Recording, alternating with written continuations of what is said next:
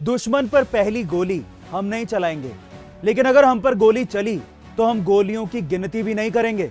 अगर आतंकी आएंगे तो हम उन्हें 2.5 फीट जमीन के नीचे गाड़ देंगे।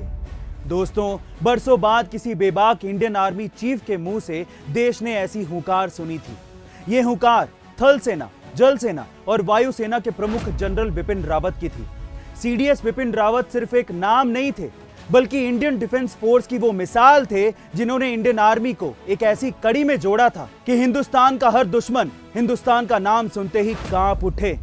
लेकिन दुख इस बात का है कि वो बेबाक आवाज और पराक्रम के लिए विश्व विख्यात भारतीय सेना की ताकत सीडीएस बिपिन रावत आज हमारे बीच नहीं रहे। दरअसल तमिलनाडु में एक हेलीकॉप्टर हादसे में सीडीएस बिपिन रावत और उनकी पत्नी मधुलिका रावत समेत 13 लोगों का निधन हो गया। इसी घटना के बाद देश में दुख की लहर है। लेकिन इसी बीच सीडीएस बिपिन रावत के गुरु कर्नल बर्मन का कहना है कि बिपिन रावत सेना के सर्वोच्च पद पर थे। उनके कार्यकाल में सेना ने इतिहास की 2 बड़ी सर्जिकल स्ट्राइक्स की थी। इसके चलते इस बात से इनकार नहीं किया जा सकता कि हेलीकॉप्टर क्रैश होना महज एक हादसा न होकर एक बड़ी साजिश भी हो सकता है। और इसी वजह से सीडीएस बिपिन रावत को ले जा रहे MI-17 हेलीकॉप्टर के क्रैश होने के बाद उसके ब्लैक बॉक्स की काफी चर्चा हो रही है, क्योंकि इस ब्लैक बॉक्स के मिलने के बाद घटना से जुड़े कई राज सामने आ सकते हैं। लेकिन सवाल ये उठता है कि ब्लैक बॉक्स आखिर होता क्या है। देखिए, सीधी भाषा में अगर समझने की कोशिश करें तो किसी भी हेलीकॉप्टर की दुर्घटना का पता लगाने के लिए ब्लैक बॉक्स का इस्तेमाल किया जाता है। ये ब्लैक बॉक्स असल में हेलीकॉप्टर की उड़ान के दौरान उड़ान की सारी गतिविधियों को रिकॉर्ड करता है। इसी वजह से इसे FDR यानी कि फ्लाइट डेटा रिकॉर्डर भी कहते हैं। ब्लैक बॉक्स को दुर्घटना के दौरान सुरक्षित रखने के लिए सबसे मजबूत धातु टाइटेनियम से बनाया जाता है। साथ ही भीतर की तरफ इस तरह से सुरक्षित दीवारें बनी होती हैं कि कभी किसी दुर्घटना के होने पर भी ब्लैक बॉक्स सेफ रहे और उससे समझा जा सके कि असल में हुआ क्या था।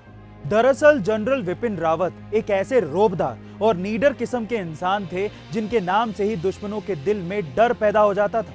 जनरल बिपिन रावत का जन्म उत्तराखंड के पौड़ी में हुआ था और उनके पिता भी भारतीय सेना में अपनी सेवा दे चुके हैं, जिनका नाम लक्ष्मण सिंह रावत था। जनरल बिपिन रावत के नाम पर बहुत सारे पदक और सम्मान हैं। उन्होंने अपने 40 वर्ष के कार्यकाल में अपने आक्रामक रवैये से दुश्मनों को धूल चटाई है। दरअसल जनरल बिपिन रावत का यह मानना था कि पाकिस्तान भारत का नंबर 1 दुश्मन नहीं है, बल्कि भारत का नंबर 1 दुश्मन चीन है। भारत को आने वाले समय में 2 मोर्चों पर दुश्मनों का सामना करना पड़ सकता है, क्योंकि चीन सुपर पावर बनना चाहता है और इसके लिए वो दक्षिण एशिया और हिंद महासागर में अपनी पकड़ मजबूत कर रहा है। म्यांमार और बांग्लादेश में चीन की घुसपैठ भारत के लिए राष्ट्रीय हितों के हिसाब से ठीक नहीं है, क्योंकि ये भारत को घेरने के प्रयास है। इससे आने वाले समय में एशिया में भारत के लिए खतरा पैदा हो सकता है। बिपिन रावत ने यह भी कहा था कि पाकिस्तान ने जिस इलाके पर अवैध कब्जा कर रखा है उसे पाकिस्तान नहीं बल्कि आतंकवादी चलाते हैं, POK आतंकियों के द्वारा नियंत्रित देश है। सीडीएस बिपिन रावत का यह भी मानना था कि पाकिस्तान आगे चल के भी जम्मू कश्मीर में छद्म युद्ध जारी रखेगा। यही नहीं, वो पंजाब समेत देश के बाकी हिस्सों में भी समस्याएं पैदा कर सकता है। दोस्तों, जनरल बिपिन रावत जी ने चीन और पाकिस्तान जैसे नापाक इरादे रखने वाले पड़ोसियों से बड़ी चुनौतियों के बीच भी देश की सुरक्षा की। उन्होंने कम समय में ही भारत की सैन्य तैयारियों को दुश्मनों से मुकाबले के लिए तैयार भी किया। जनरल बिपिन रावत जी के हेलीकॉप्टर दुर्घटना की वजह से अकस्मात निधन पर हमें खेद है। ऐसे वीर योद्धा सदियों में ही पैदा होते हैं, जिन्होंने भारत की आन बान और शान के लिए अपनी जान तक की परवाह ना की हो। ऐसे वीर योद्धा को हम सबकी तरफ से भावभीनी श्रद्धांजलि।